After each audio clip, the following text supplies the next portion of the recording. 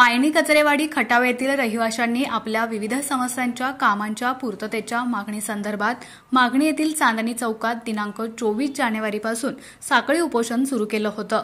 खटाव पंचायत समितीच्या गटविकास अधिकारी श्रीमती डॉक्टर जस्मीन शेख, वडूजचे पोलीस निरीक्षक घनश्याम सोनवणे, मायणीचे ग्रामविकास अधिकारी कोळी यांच्या उपस्थितीत मायणी ग्रामपंचायतीने विकास कामाच्या पूर्ततेसंदर्भात पत्र दिल्यानं गेले 4 दिवस सुरू असलेलं साखळी उपोषण मागे घेण्यात आल्याचं उपोषणकर्त्यांनी सांगितलं।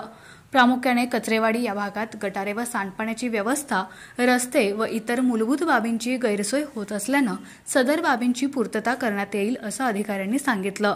याबाबत उपोषणकर्ते काय म्हणाले ते पाहूया।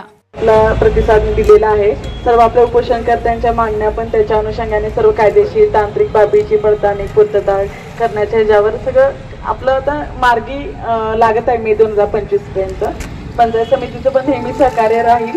आपल्या गावकऱ्यांना, आपल्या ग्रामस्थांना सगळ्या कधी काही असलं तरी आमचं सगळ्याच विभागांचं सहकार्य राहील। ग्रामपंचायत पूर्णपणे तुम्हाला सहकार्य करत आहे। सगळ्या विभाग, पोलीस प्रशासन, पंचायत समिती सगळ्याच विभागांचं नेहमी सहकार्य राहील। धन्यवाद सगळ्यांचे, थँक्यू।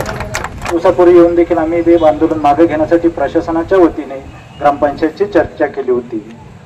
ग्रामस्थांच्या वतीने प्रशासनाने एक मध्यस्थी किंवा मध्यस्थाची भूमिका बजावली, परंतु आज व्हिडिओ मॅडम आल्या आणि खऱ्या अर्थाने या आंदोलनामधून तोडगा निघलेला आहे। ग्रामपंचायतने देखील सकारात्मकतेने जे काही मागण्या आहेत त्या मागण्या मान्य करण्याचे या ठिकाणी लेखी दिलेले आहे आणि ग्रामस्थांच्याही कचरेवाडी नागरिकांच्या ज्या काही मागण्या होत्या त्या मागण्यात देखील त्यांनी काही अंशी किंवा 2 पाऊल आपण ज्याला पाठीमागे येऊन एक सकारात्मक भूमिका, सामंजस्याची भूमिका दाखवून या ठिकाणी हे शांततेच्या मार्गाने चाललेलं आंदोलन त्यांनी पाठीमागे घेतलेलं आहे। त्याबद्दल मी त्यांचे ग्रामस्थांचे आणि ग्रामपंचायतचे जे काही अधिकारी आहेत आणि माझे सहकारी या सर्वांचं मनापासून खूप खूप अभिनंदन करतो, कौतुक करतो आणि आम्ही कधीही अहोरात्र अहर्निश मायनीतील सर्वच ग्रामस्थांकरिता अभयदान देण्याबरोबर इतर ज्या समस्या आहेत त्या मार्गी लावण्यासाठी, विशेषतः कचरेवाडीतील जे सुजाण नागरिक आहेत त्यांच्या प्रश्नाचं सोल्युशन काढण्यासाठी